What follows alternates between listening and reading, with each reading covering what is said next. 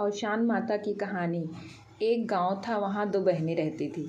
दोनों बहनों में बहुत एकता थी, लेकिन छोटी बहन कुछ नहीं करती थी पूजा पाठ वगैरह। बड़ी बहन बहुत पूजा पाठ करती थी।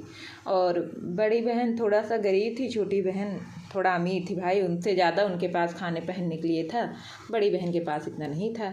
तो बड़ी बहन जितना भी था उतने में पूजा पाठ बहुत करती थी। हर बृहस्पतिवार को औशान माता की पूजा करवाती थी, सबको बुलाती थी, वहाँ खिलाती थी। और जब भी अपनी छोटी बहन को बुलाती थी तो उनके पास कम पैसा होने की वजह से वो आती ही नहीं थी। अपने बड़े घमंड में रहती थी, कितना पूजा पाठ करती हैं, इनके पास क्या है, हम कुछ नहीं करते तब भी मेरे पास इतना है।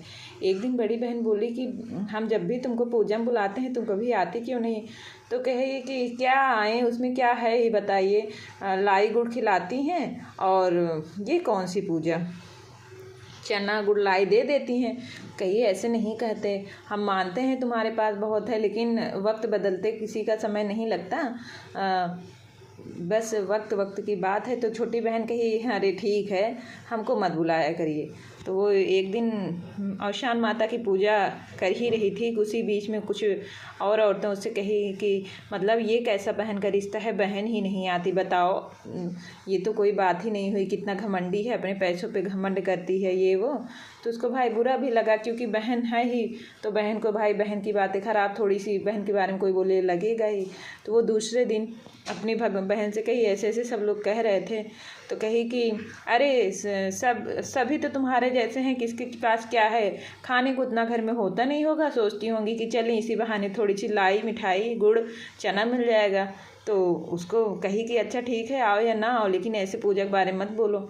तो वो मुंह बना के छोटी बहन अंदर चली गई। बड़ी बहन रोने लगी, घर में गई, औशान माता से कही कैसा समय है, मतलब हम आज हमारे पास कुछ नहीं है, छोटी बहन मेरी ऐसे कर रही है, बताइए क्या सोच है माता रानी, हमारा भी दिन लौटाइए। उसी मतलब दूसरे बृहस्पतिवार तक तो वो भी बहन उससे भी ज़्यादा हो गई।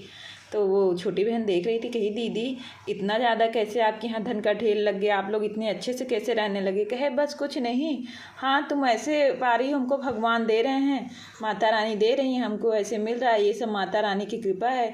और धीरे धीरे छोटी बहन के यहाँ से सब कुछ कम होता गया।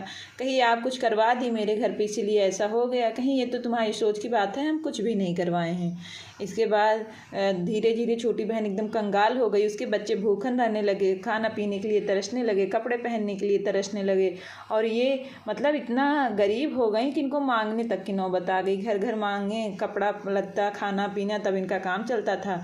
और तब जाके इनकी बड़ी बहन एक दिन कही छोटी हमारी बात मान ले, औशान माता की पूजा कर, इतना घमंड में मत रह, सब देवी देवता की कृपा से ही चलता है, ये सृष्टि के रचयिता ही वही हैं, किस घमंड में हम हैं, तुम हो कुछ भी नहीं है, क्या लेके जाएंगे हम लोग वहाँ ऊपर, बताओ।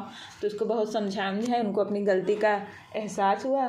और औशान माता की फिर दूसरे बृहस्पतिवार को पूजा में आई लोग, उनको एक दो बात कहे, लेकिन उनकी बुद्धि खुल चुकी थी, कहीं अरे हमसे गलती हो गई, हम अब ऐसी गलती नहीं करेंगे, औशान माता हमारा भी दिन बदलिए।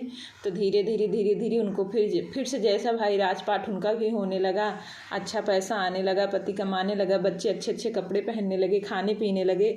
और फिर वो माता की महिमा गाने लगी, औशान माता मुस्कुराने लगी। औशान माता ने कहा बेटी अब ऐसी गलती मत करना। कही हाँ माता वैसी गलती नहीं होगी। औशान माता जैसे उन दोनों बहनों का दिन लौटाई हैं, ऐसे सबके लौटाएं, सबके यहाँ सुख समृद्धि प्राप्त करें। बोलो औशान माता की जय।